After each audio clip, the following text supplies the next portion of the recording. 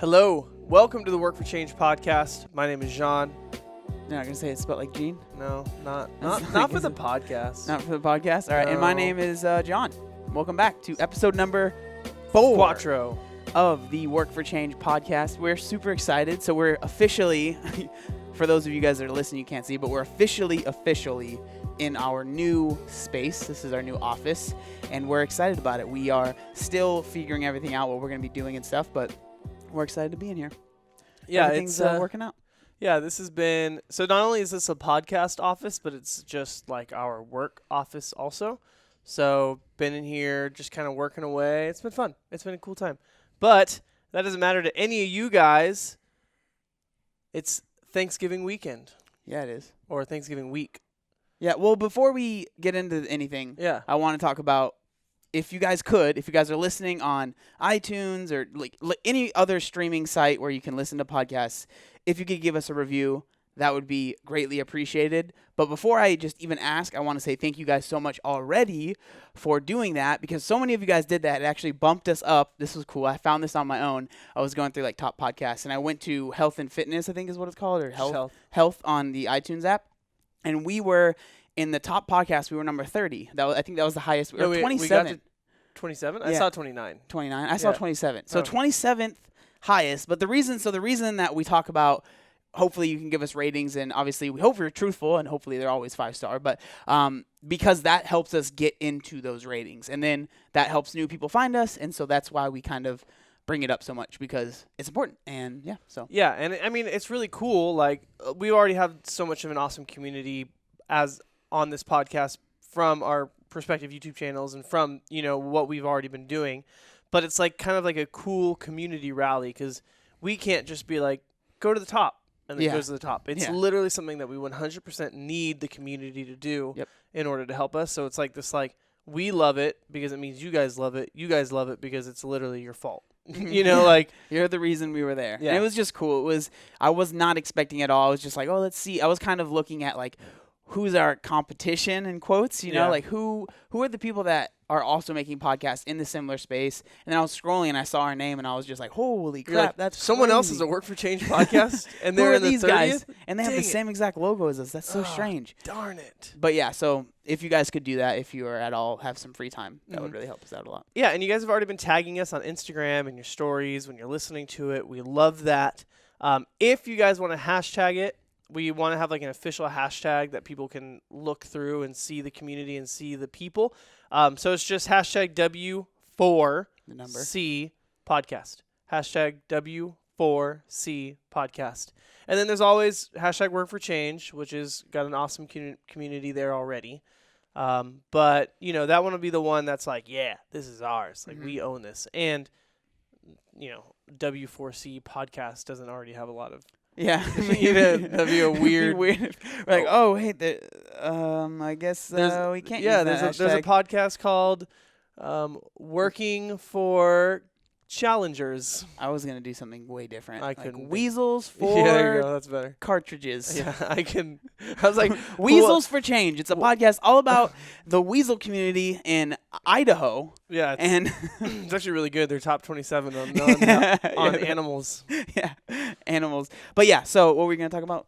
I don't know. I was just going to bring up the fact that this is our first holiday weekend that we are podcasting through. Yeah. And I keep on saying weekend. It's week. It's Thursday. In the U.S., It's not Thursday right now. not right now. On Thursday in the U.S. will be Thanksgiving. And so it's kind of been messing up. Like, how do you deal with a holiday weekend when it comes to training?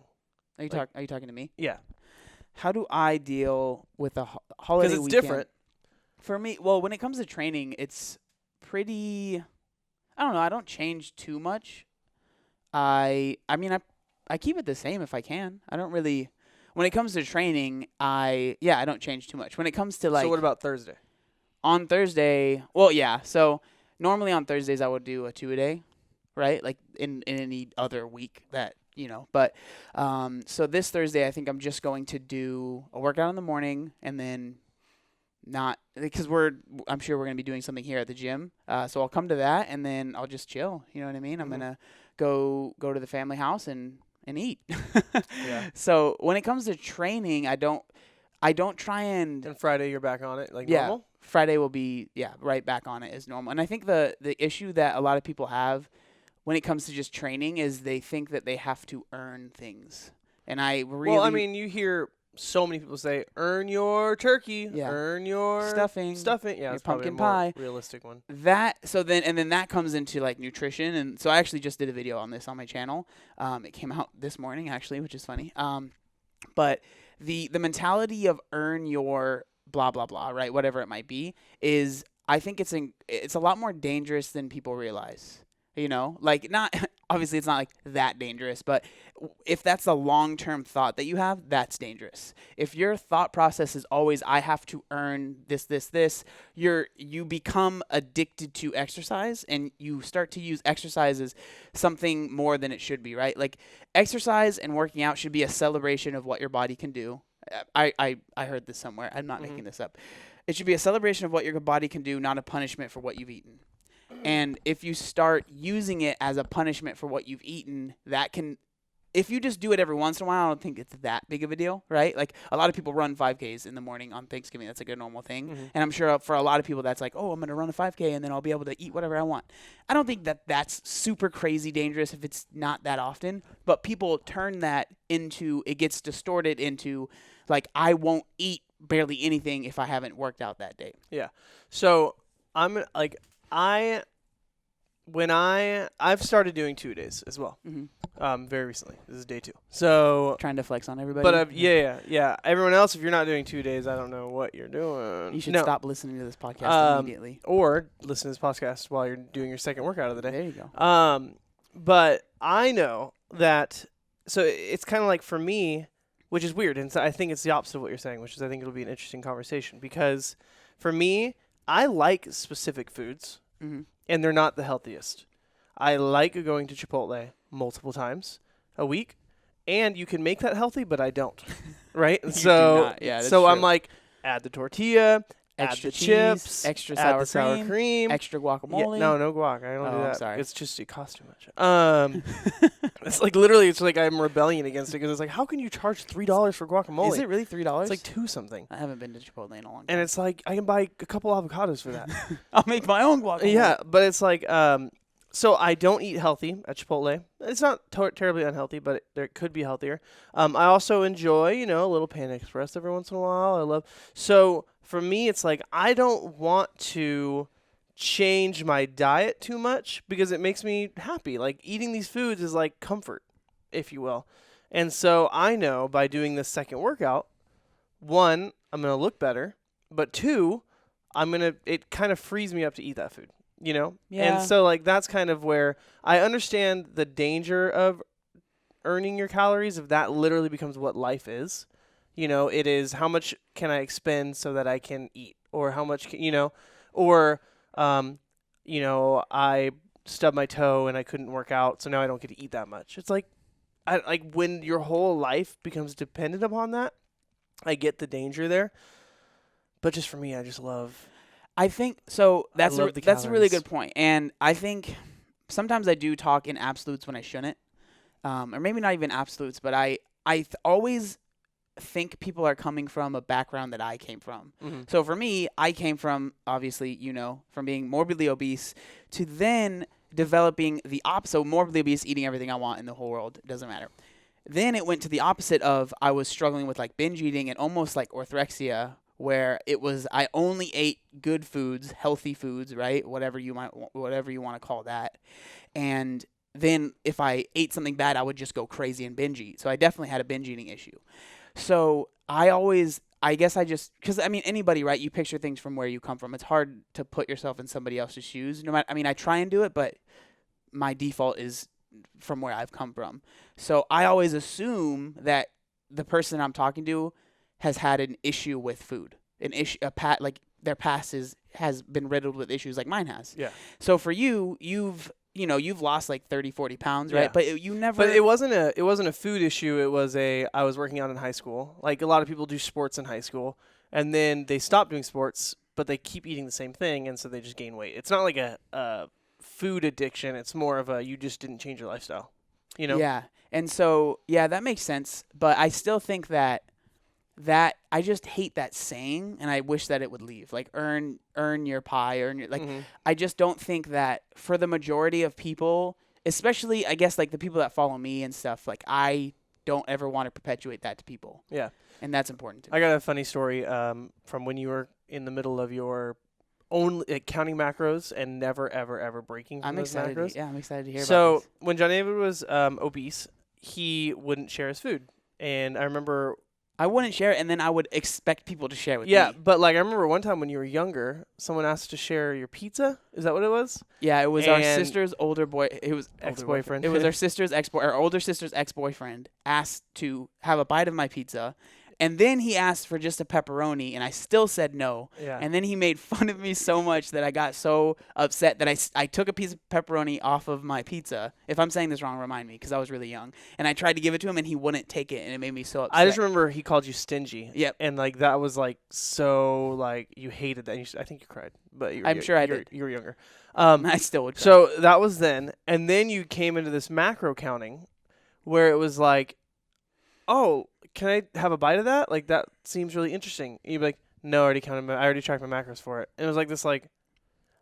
For me, it was a major turnoff on macros because it was like, oh wow, like you're living healthy, but you can't even live your life because if someone wants a bite of your food and you have to be like, oh, I already tracked it. Yeah. Sorry, you know. That was probably. I'm assuming that was probably when I was prepping for my physique show. It wasn't prep. It was just macros, just macro Really? counting. Yeah. Yeah, And I mean, it was just like this like food for me has been an issue for a long time. yeah. So that's why was that the story? I don't want to. That was the story. Okay.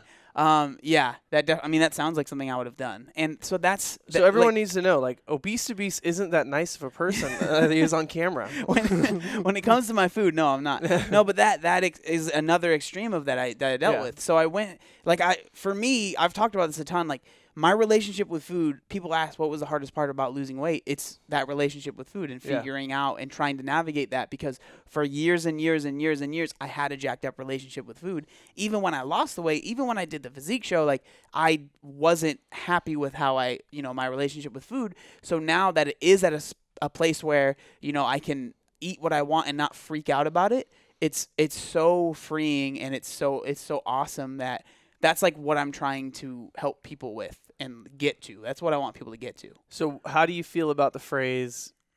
I'll tell mine, so I don't feel like I'm trapping you. But like, food is fuel. Mm-hmm. I actually hate that phrase. You do? Yeah, like Why? I think that's my earn your Why do you or earn your high? What? pie. Oh, earn your high. Earn your You have high. to work out hard enough, and then I'll give you your marijuana. Yeah, you Mary Jane.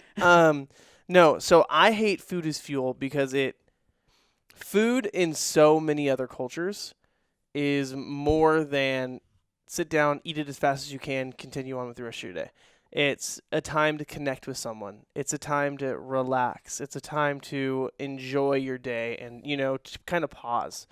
So when you have this attitude of food is only fuel, the only part of food is to fuel your workout, to fuel your day, it kind of like isolates you, if you will, from just slowing down and just enjoying a meal, And like I understand, like sometimes you're just busy and you're on the go, and like I literally, like another flex, worked out, ate my food as fast as I could, changed, and then now we're doing this podcast, And so it was like I understand that there are times where it's like eat the food real quick so I'm not like dying during the podcast, but when you take this thing that like for thousands of years has been a time for people to connect and to relate and to talk with each other and to whatever, and then just cut it down to food is fuel. Like I just feel like that is like you're missing out on so much. Yeah. I mean, I agree with that 100%. Yeah. But I think that I agree with that for most of the general public, but I think that for certain people, it is.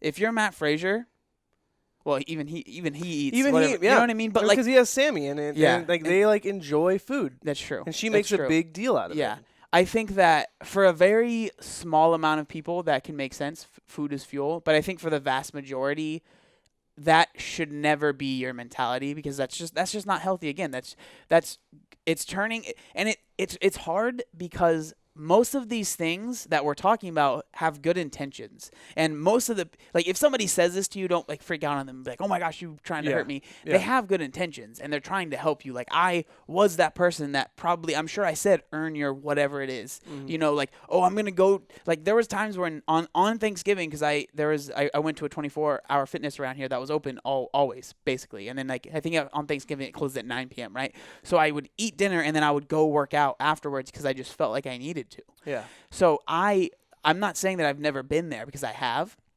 but all of these things, like, it's good intentions, and the reason that people are saying them is they're trying to be helpful, but in the long run, for a lot of people, it ends up not being a helpful thing. And especially like the food is fuel. I can see why somebody would say that. And I remember something that I used to say. It's almost to the same effect. So it was, eat to live, don't live to eat. And that was something that I actually, in my head, I thought of that when I was losing weight, because I used to, like, everything I thought about was, you know, how can I, food, like, what's next? So what can I eat? Yeah. But then it turned into, okay, do I need this to survive? And when you first hear that, you're like, okay, that kind of makes sense. But when you really think about it, that's kind of what led me down the road of eating only, 1,700 calories, 2,000, maybe 1,200 calories in a day. Yeah. Because I was so, like, I can only eat what I need to survive. And that's just not healthy. Yeah. And it was the same exact kind of thing. Like, it was that same saying. It was the same thing. It was good intentions, but it just wasn't for the best, I don't think. Yeah. But it's just, like, food is such a huge, obviously, like, you need food to eat. So, like, obviously, yes, like, it's huge. But, like, it carries so much baggage for so many people, And so it's like, when we're talking, it's like, it's just our opinion on it. Yeah. We're not saying, we're not trying to say you have to do what we do or anything Yeah. like that. But it's just, like, our opinion and, like, what we've seen having a firsthand encounter with people and their struggle with food, And the thing is that, like you said, everyone, obviously we all have to eat food, and we all have different backgrounds with food. We're brothers and we have completely different backgrounds. Yeah.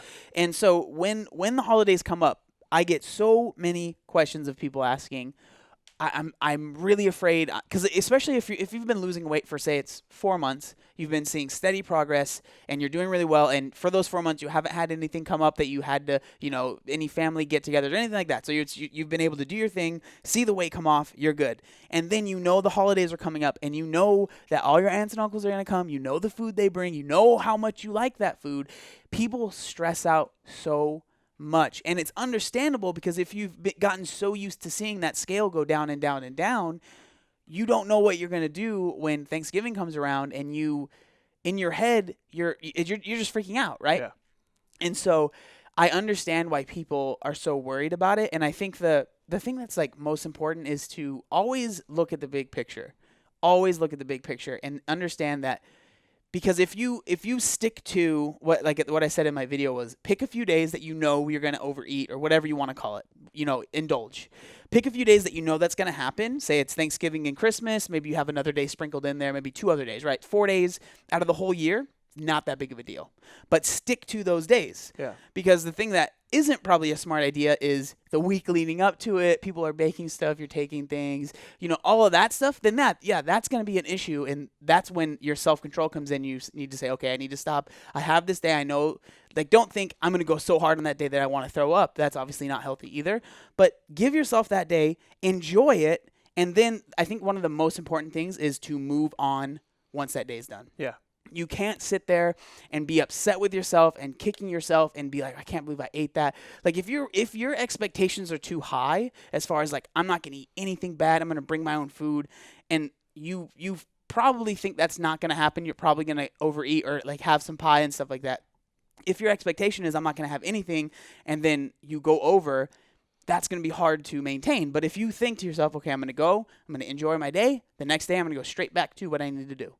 That's a lot easier to maintain and feel like you're going to actually hit that goal. Yeah. And it's like, I think we've driven the point home. But, like, if you're brushing your teeth, right? One time brushing your teeth is not going to solve all of your plaque problems, right? It's not. Like, if you brush your teeth once a year, 4 times a year, once a week, that's not going to solve all your plaque problems. It's the constant habit of it. Same thing, like if you go to bed and you forget to brush your teeth, you're not going to get a whole bunch of cavities at night. You're not going to wake up looking like George Washington. Yeah, exactly. Like it's the continuous habit. And so like if you're that person, you're kind of stressing out over the holidays and you've been like, I've been doing so good, I've been doing so well. Like, first of all, put a limit, like say like I'm going to enjoy a slice of pie and like limit yourself. Like I'm going to enjoy that and then I'll be happy. But like don't freak out about it, because if you go to bed and you forget to brush your teeth, you're not going to wake up with plaque and cavities. Like you'll just brush your teeth again and move forward. If you go a little crazy on Thanksgiving during the holiday, just wake up the next day. Don't hate yourself for it. Just do what you need to do and then move on with the rest of your. And that's one of the biggest things, because a lot of people think, okay, I've eaten really bad. Now the next day I'm going to punish myself, either over-exercise a ton or I'm going to barely eat anything all day long. And that is a recipe for disaster. Like what I say is eat what you want to eat and then wake up the next day and just go about your day like normal. The amount of weight that you can possibly put on in one day is very insignificant. It's not going to be that crazy. So if you just move on with your day, move on with your life, not that big of a deal. Cool. And then what is it like? It's a lot. It's like 2,500 calories in order to get a pound or something like 3,500. 3,500? Yeah. Yeah. I mean, unless you're going ham.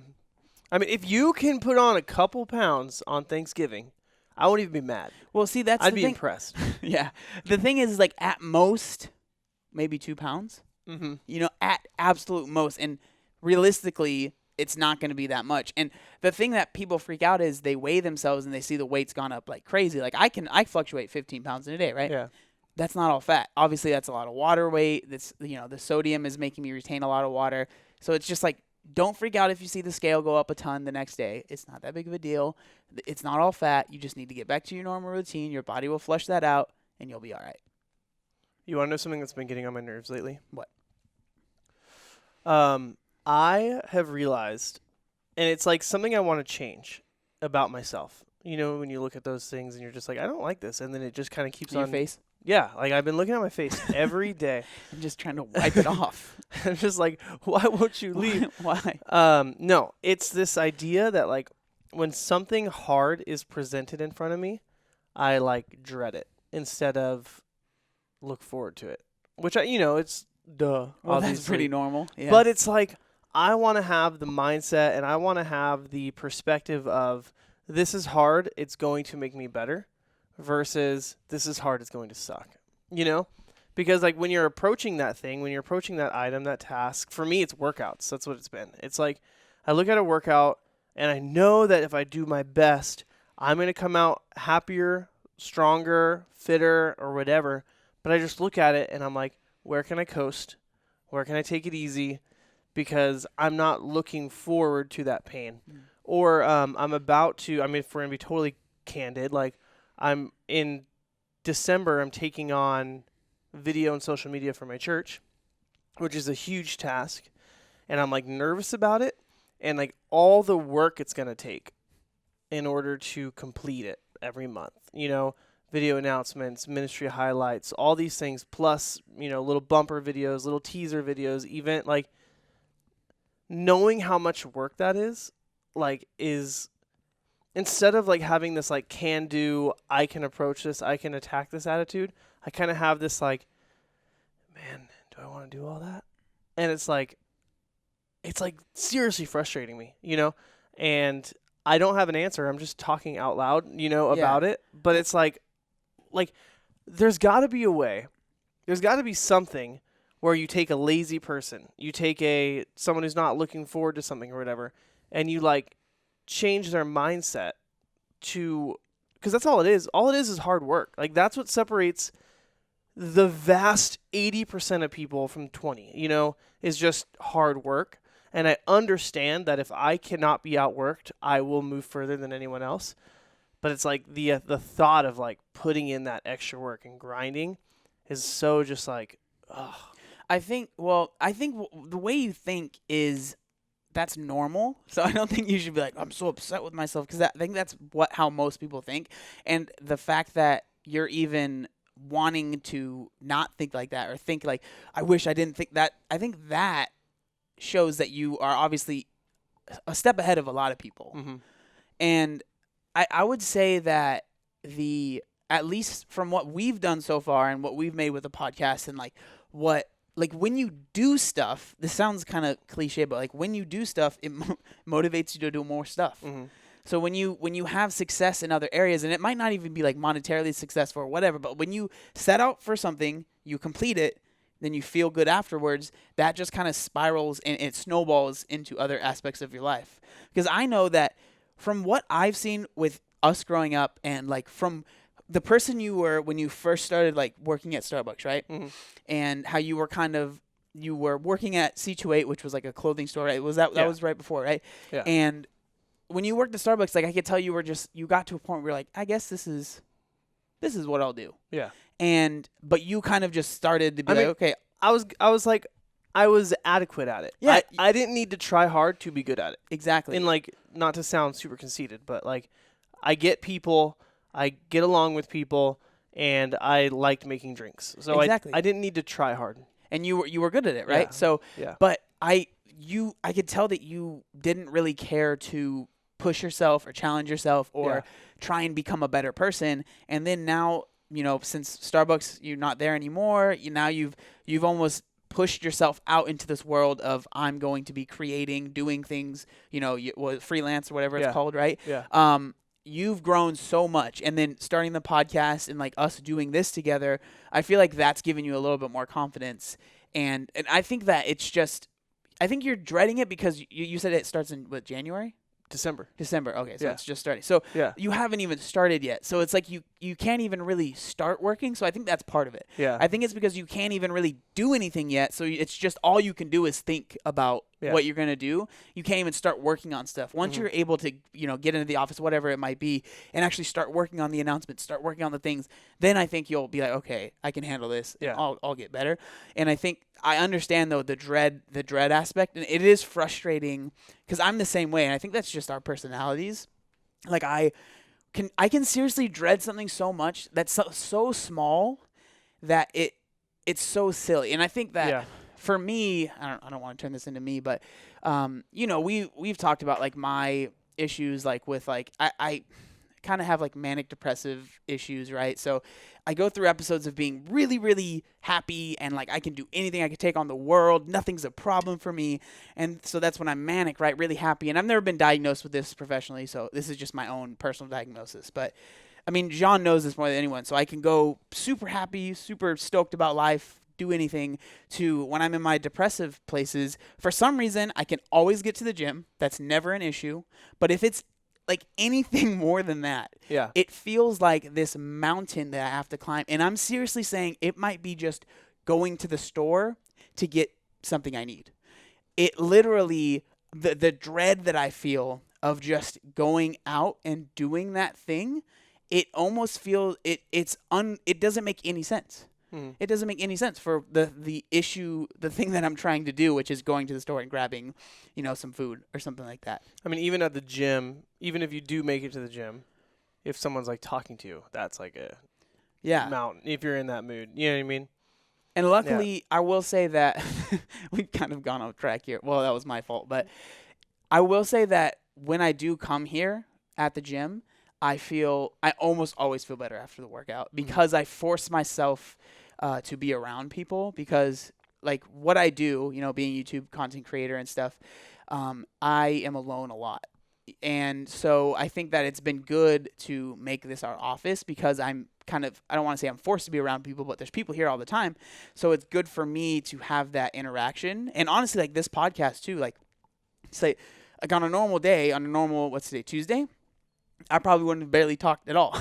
Yeah. You know what I mean? If I didn't make a video. So like stuff like this and like talking about this stuff, I've never had an issue sharing this stuff because I've always felt like sharing your struggles is always a good thing. It's always shown to be a good thing to me. It's just sometimes when I'm in those moods, it's just not my first thought. Yeah, I think like something you said about just starting and having that momentum is like huge. And then that counts for what I was talking about, like just starting and doing it. And then once I start, I now have a baseline. I now have something I can go off of. But then the same thing with like the gym, like just starting, just going, and then eventually. And I always know when I feel like crap and when I feel like doo doo. It's like dookie. When I sweat, when I move, like I'm gonna feel better. Especially if I'm in those really bad moods. Like I'll just avoid any technical movements that are gonna like piss me off, like a snatch. Just anything overhead. Yeah. Yeah. And I'll just like do like rowing and something, and it'll just literally be like, okay, I sweat, I feel better, and it's just the process of starting. But man, like it's frustrating. Like I get like mad at myself sometimes about it. Like just be okay knowing it's going to be hard work. Like be okay with that. And I'm getting there. I think it's a pretty new like thought that I've been wrestling with. So I think as I grapple it and move forward, it'll change. I'll keep you guys updated. Yeah. And so kind of going off of that, something that I don't want to say like struggling with, but something I've noticed that has been a huge part of me changing my life, and I feel like a lot of people changing any circumstance you're in, not just weight loss, not just fitness, any circumstance you're in. I made a post about this, and like I get on Instagram for a few days, I'll like have nothing to post, and I'll like maybe post something random. Like I don't have anything that I feel like is like a good thing to post that I'm like really proud of, right? I like posting on Instagram. I like being funny and stuff like that, but my favorite thing is posting stuff that I get really into, like, and I can feel like if I'm like, a lot of times it'll be like me when I'm on the stair climber, I'm like, yeah, this is so good, and then I'll look at the stair climber, I'm like, oh, I have 5 minutes left, because I've been just so into it. But recently this week, the post was, I was talking about taking ownership of things, and I've realized, and it's kind of, it relates to what you were saying, like when things are going to be hard work, just taking ownership of this is going to be hard work and I'm going to do it. Yeah. When you have any sort of change that you want to make in your life, take ownership of the mistakes that you've made. That's incredibly important. So the post that I made was obviously about weight loss. It was like I put a before and after, and I talked about how like you need to I know I think Jocko has a whole book that I'm planning on getting the audiobook because reading for me I read really slow, but I want to get I think it's called Extreme Ownership, right? Yeah. So I think that's probably I'm assuming is very similar to what I'm talking about here. I've never read the book, but it's taking ownership of things, because until you take ownership, you're not going to make any changes. So for me, the biggest thing was for the first 20 years of my life, I blamed others. And it wasn't even like I said it out loud, but in my head, I blamed other outside reasons as to why I gained so much weight, why I couldn't lose weight. I would always say, a joke that I would always have was, oh, my metabolism is broken, or I don't have a metabolism, right? That was a joke that I would make. But in reality, because I would think, I go to McDonald's with my friends, they get, their food, but I'm literally getting twice as much food. And that doesn't register because it's the same type of food, but they're getting a McDouble, a McChicken, maybe a small fry and a drink at the most. I'm getting 2 McDoubles, 2 McChickens, a large fry, and a large drink, and like, so that makes sense why I was gaining so much weight, but I just didn't want to take ownership, and you have to take... So it was McDonald's fault. It was... yeah, it's McDonald's fault. It doesn't make sense. What's crazy is like there are literal lawsuits like against McDonald's because it's their fault. Yeah, and it's that thing, like when people message me and say, I've tried to lose weight so many times, I don't think I can, or I've tried this, I just can't lose weight. Like when people message me and the first thing they have right after saying I want to lose weight, and the first thing is like, but I can't, or I've tried this and it's not working. But it's a big but. It's a huge but, and it's like there's nothing I can do for you. If you're because what's obviously going on in that person's head and what was going on in my head is, I can't do this. I can't do this. And if that's what you're telling yourself, you're not going to do it, period. It's not going to happen. Yeah. And I'm not trying to be negative. It's just the dialogue that is going on in your head is the most important thing, more than anything else, more than any motivational video you can watch, more than any podcast you can listen to, except for this one. But like that inner dialogue is so incredibly important, and if that inner dialogue is constantly blaming other people, other things, other reasons as to why you're in the position you're in, and not saying, okay, that's my fault, I need to change this, what's in my control, and then you can change things. So until you take ownership of things, you're never going to make changes. And so that whole post was about taking ownership. And this is like, I feel like I'm good at it at certain things, but then there's other things that, especially like if I'm in one of those depressed moments, I notice this. I start blaming other people or other things as to why I feel the way I feel. And I'm just constantly blaming and trying to shove off doubt or like shove off, what's the word I'm looking for? Responsibility, exactly. I have trouble with English sometimes. So I try to shove off that responsibility on other people because for some reason I think it's going to make me feel better, and it never does. And I notice every time I start to feel better, it's when I start to take ownership of the issues that I'm having, and like, okay, it's silly, but it'll be like, I haven't gone to the store to get food and I'm hungry. Whose fault is that? It's my fault. Because I haven't left to go to this, you know what I mean? But like when I'm in one of those headspaces, it's like I'll blame, the traffic is probably really bad, or there's probably so many people there, or like literally the smallest things. Yeah. And so that's just something I've been trying to get better at, is taking ownership of things. Like even with this podcast, like this has been something I've wanted to do for so long. Yeah. For so long. I've talked to you about it. I've thought about maybe doing it for myself, and I'm glad that I didn't do it on my own because I enjoy doing it with you so much more. But I would always say, well, I don't have somebody else to do it with. I don't know how to start one. Yeah. You could Google it. It's not that hard. Yeah, we Googled it and figured it out. We learned on Google. Yeah, but I was always like, oh, there's all these things that are out of my control that I can't figure out. But until I took ownership and I was like, okay, I just need to start. That, like, just starting things is such a good way to just literally sounds silly, but starting things is a good way to finish things. Yeah. Like once you start and take ownership of like what you need to do, instead of, oh, the universe is against me, that's when change will happen. Yeah.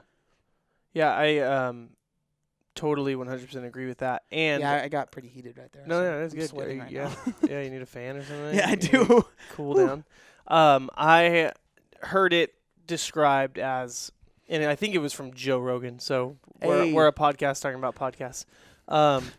But he was like, he said he heard it from someone. So this is just, who knows who came up with this, but it's like, you are, as corny as it sounds, like you are the hero of your own story. You are the hero, the superhero, the person everyone wants to be in your own story. And he's like, you may not feel that way right now.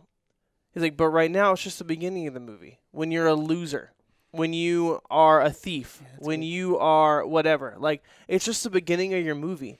But you are the superhero. But what needs to happen in order for you to go there? You need to stop stealing. You need to start making healthier choices. You need to get yourself in the gym at least once this week. Like what are the things that hero, that best version of you does?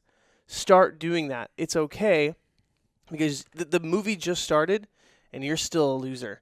You haven't had your arch yet. You haven't had your, and he's just like, just decide that's who you are. And no one can tell you separately. This is your life, just go for it. And I think that's so huge and so true, is a lot of the times we think, I'm not a hero because I'm not fit. I'm not a hero because I'm not.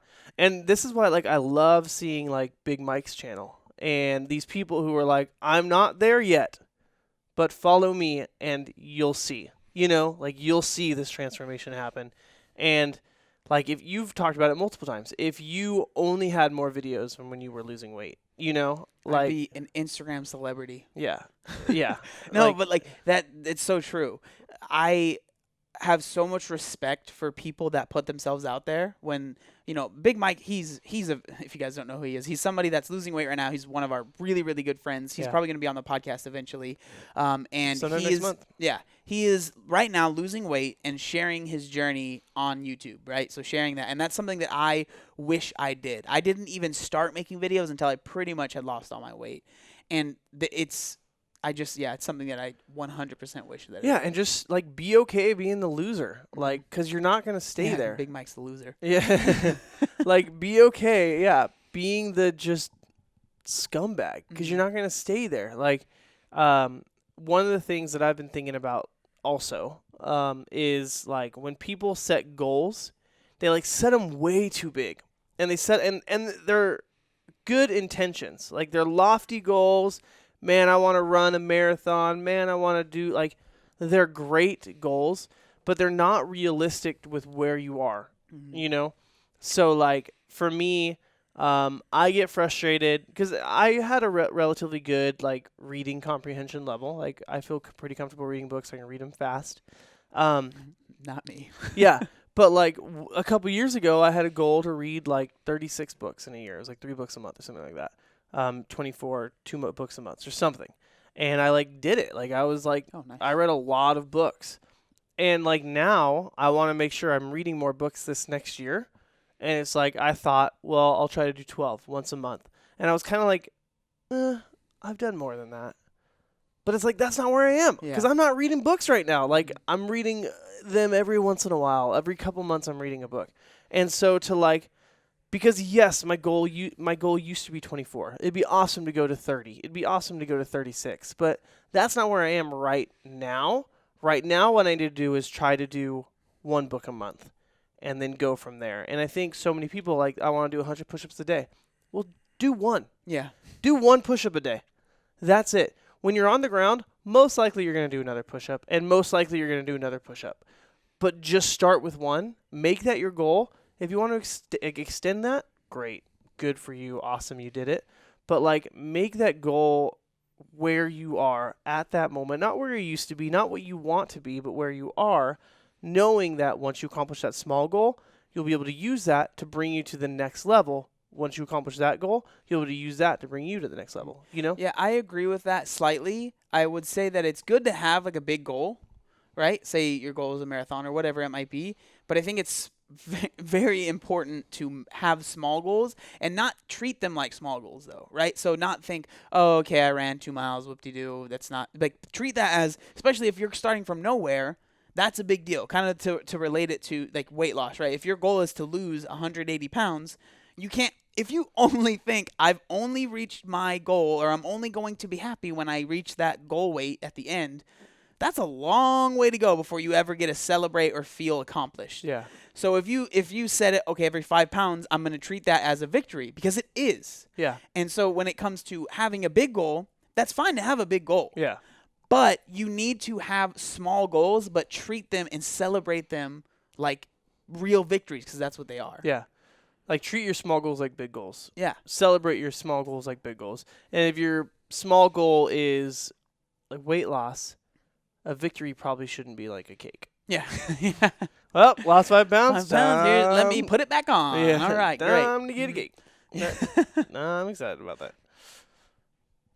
Yeah, I would say that, yeah, with the goals, and it's because if you think about it, like if your goal is a marathon, most people when they're running, they're looking at like every mile. Okay, I got a mile done. Okay, I got this done. Like they always have those little things that they're like, okay, we accomplished that. Now we can go on to the next thing. Like that's how I feel when I do like workouts. If it's 5 rounds, every round I'm like, okay, there's only this many left. Okay, there's only this many left. And yeah. When it's a 5-round workout, most of the time around round 3, I'm like, should I just make this a 3-round workout? Yeah. Like, especially if it's like one I made, I'm like, 5 rounds? Did I really need to choose 5 rounds? But then I finish it, and then I feel better, and I wouldn't feel good if I quit. So it's strong. It's important to follow through with that. Yeah.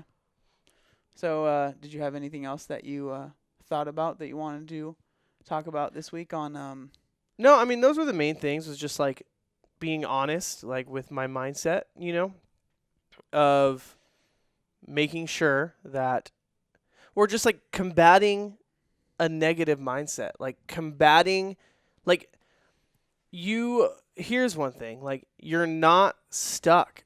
Like our whole thing is called work for change. Like and I think we talked about this like the first week, like even in your mindset, like you're not stuck. You're not who you're always going to be. Yeah, you have personality traits. Yeah, you have this. But like if you're not happy, if you're not okay with where you are, you're not stuck there. And like stop acting like you are. Stop acting like a victim. Stop blaming it on everyone else. Like you'll never change. You'll never change if you're blaming everyone else. And if you're not feeding your mind, like your mind is a muscle, your brain is a muscle. We train, like we look at people who have bad backs, right? And we go, oh, they should go to the chiropractor and they should work on these muscles. We look at ourselves in our podcast and we say that our posture is terrible, you know? And so what do? We try to fix our posture, And right? then we go right back to it. Yeah, but it's like we look at the body and we go, that's wrong, here's how you fix it. That's wrong, here's how you fix it. And then we look at our mind and we go, that's wrong, guess I'm stuck that way. Mhm. And it's like, freaking no. Like, stop doing that to yourself. Like, you're worth more than being stuck in this spot where you are. Like, value yourself, value your body, value your mind, and work to change those things. Man, that's what I get passionate about. We both got on a pedestal today. I know, That's good. man. So you know what I really Soapbox, what not I- really a pedestal. Oh yeah, there we go. Soapbox. I struggle with English. Pedestal would be like, I'm amazing. Why doesn't everyone know that? Well, that's true too. Yeah. But one thing I need to work on mentally is when I'm driving, I get way too upset at people. I'm not like you've driven with. I don't drive. I'm not an aggressive driver. I'm not fast. I just get super upset when people make stupid mistakes. Yeah. Like when somebody doesn't use their blinker, or like on my way here today, I was at Panera Bread, and I was pulling around, and then there was somebody. So it was a driveway, and the person was in my kind of area, right? So I'm going this way, and they're in my lane, basically, for some reason. I don't know why. So then they start to get over, and then so, okay, cool. And then there was apparently this lady that was on the other side of the car. I couldn't see it because this person's right in front of me, right? I'm getting hyped up right now talking about it. But then, so she's in a crosswalk. I saw the crosswalk. I didn't see anybody, so I go, right? And then I stop. I see her. I'm like, oh, you know what I mean? I wasn't even close to hitting her or anything. She was an older woman. And she looks at me, points at the crosswalk, and goes like, well, there's a crosswalk here. Like, did you not see it? And I was just like, of course I saw the crosswalk. I didn't see you because there was a car that was in the way of you. Yeah. And I wanted to roll down my window so bad and be like, I didn't see you. I saw the crosswalk. Yeah. Like, she made me feel like I was like some idiot Yeah. for not seeing her. I'm like, I can't see through cars. But see how upset I am? Yeah. I shouldn't be that upset. Yeah. It's silly. And when people, my biggest pet peeve when I'm driving is when people don't use their blinkers. It is so easy to use a blinker. Yeah. And if you're on the freeway, just use your blinker and let me know where you're going. Yeah, it solves so many problems. I get the same way. I get pretty upset. I'm not allowed to. And I'm not an upset person. Like in almost any other thing, I just Yeah. don't care. It doesn't bother me. For some reason, Well, when I'm yeah. driving, With cars- I can't help it. Yeah, with cars, there's so much at stake. You Yeah. know, it's like, it's just the concept of like if someone were to tell you, hey, I need you to take this valuable item that's worth, thousands of dollars or whatever. Like this person's really expecting it and waiting on it. And I need you to travel at 60 miles an hour with this thing, in a metal death box. Like, we don't think of it like that. It's just like driving and everyone better know what I'm doing, and it's like, freaking no. Like, and so for me, I think it's because it's like, don't you understand that the stakes are high? We're going 65 to 80 miles an hour. To be honest, 80. 80, in yeah. California. Yeah. On And the it's freeway. like, do you not understand what is at stake here? And people are just like, I'm going to do what I want. You better know what I'm doing. Well, and the thing is, I think that because you're in a car and like a little bit separated from them, people will do stuff that they normally wouldn't do, right? Yeah, well, so like yeah. that lady, I'm bringing it back. I'm so mad at her. She wouldn't do that if it was me standing right next to her. Yeah. She wouldn't be like, like Yeah. the way that she just looked at me like I was just a imbecile. Like how do you not see this? Yeah. That wouldn't happen in person without the car. Yeah. I don't No, know yeah. why No, I'm it talking is about true. this, but it's No, so it's- it just it's it's real weird. life, man. It's the way we treat people. It's like, it's so weird that we treat people differently when there's like a barrier. Yeah. And that's what it is. All it is a barrier. You have a metal and glass barrier between her and that, and you and I her. wanted to roll down my window so bad. Yeah. And then like I online, didn't 'cause I was scared. we have this barrier yeah. of comfort. And then that's why people are just total D-bags online, is because there's this barrier. And like, we just need to expose ourselves. Like, that's why relationships and exposing yourself to people who are close to you, who love you, who are not going to then turn it around and post it online or something, like, that's why it's important. Like, it's good for the soul. Because we got too many barriers, man. Yeah. Especially online too. That's a good point.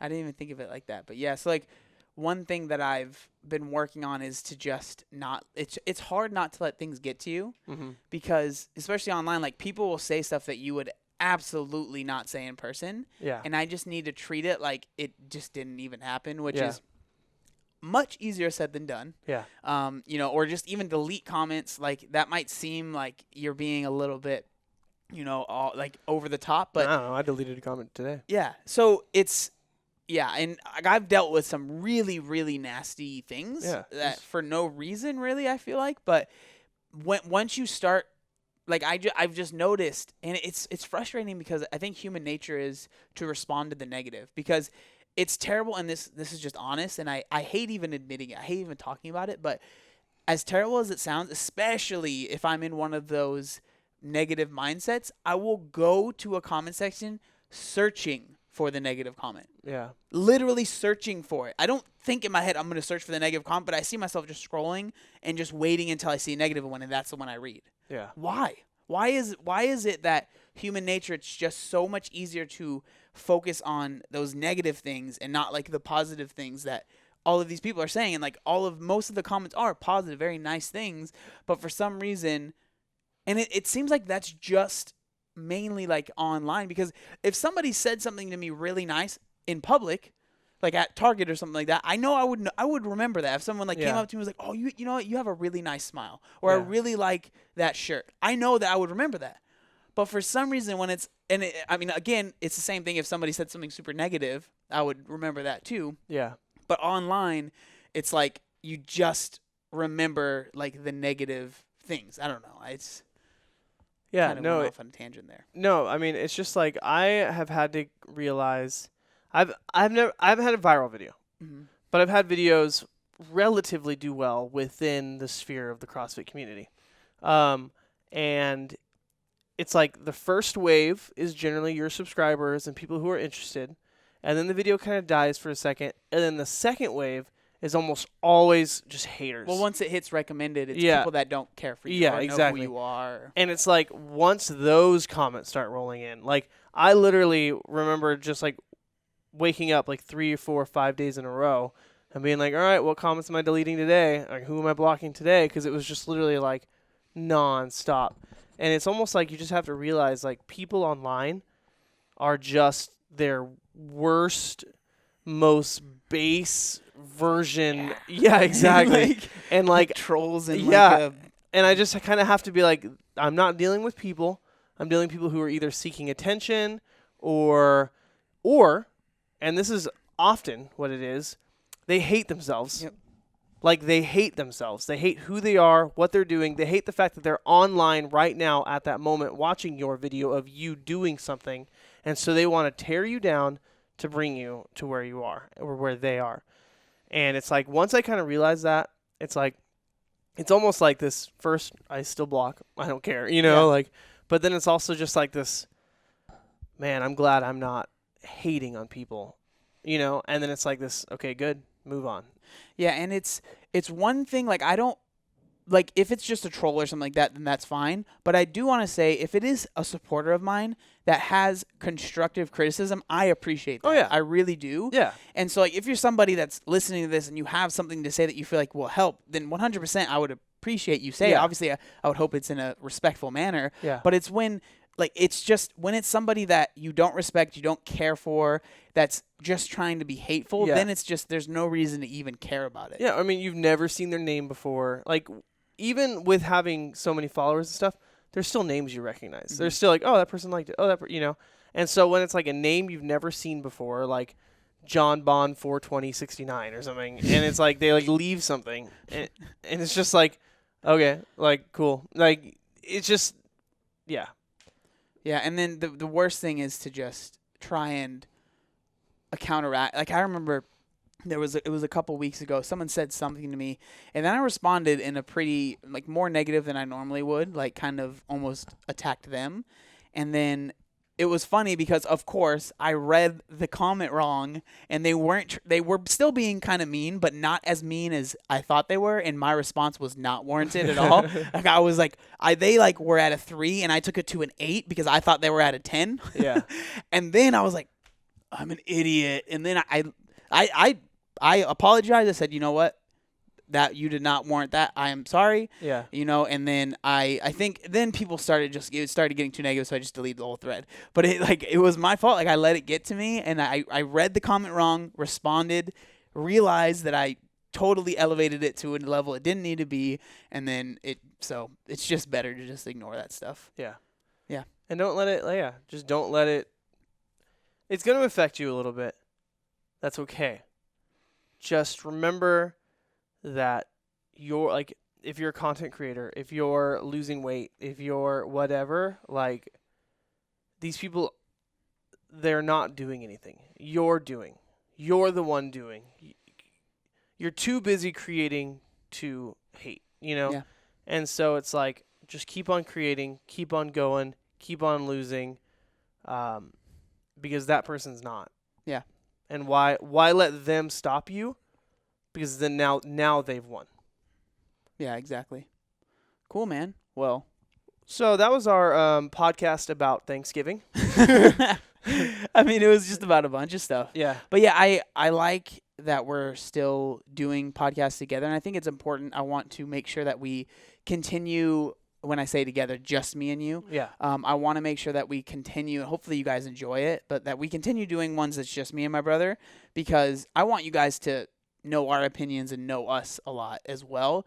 So obviously we're always going to be interviewing people. That's always going to be something that we do, but we definitely want to, one, always take a step back and, talk about things that are going on in our life and hopefully, relate to you guys. But then on top of that, I think just on like a very serious and behind the scenes level, if we force ourselves or try and make ourselves always interview somebody every single week, I think that puts too much pressure on us to try and, for us, I know that we would try and force it.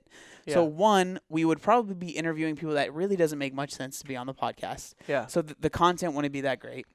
And then the stress that we have trying to find somebody every week, I think that it's unnecessary stress, especially right now where it's not like we're making a ton of money. We're not, we haven't made a single dime off the podcast or anything like that. So it's not like we can fly to people and travel to people all the time. Hopefully, that's 100% something that we want to do. So in the future, we plan on getting to a point where we are able to travel a lot, maybe 2 weeks out of the month or whatever it might be, and interview people with them, but we're not there yet. Yeah, and even when we do get there, a staple will be the conversations that we have just between brothers. Because I think from what I've read in the comments, what we just talked about, but also what I know and what people have told me in real life is they love hearing brothers' perspectives on it. And we do, even though we have the same growing up, we have very different perspectives on things. And, just, for example, food. And that's just one of many where we've kind of diverted in our ways, but we still hold on to our core values, So Cool, man. Cool. Awesome. Well, thank you guys so much for listening. If you're on iTunes and you made it this far, you a beast. And also you need to rate us 5 stars. You don't have a choice now. Yeah. If you're on Spotify, I don't know what that thing is. We're on Stitcher, Google Play, and YouTube. Always leave a comment, leave a like, make sure you subscribe, and share this podcast. Yeah, with your friends and family and your dogs and cats and things. Yep. We will always have a podcast once a week. So we'll see you guys next week. Peace.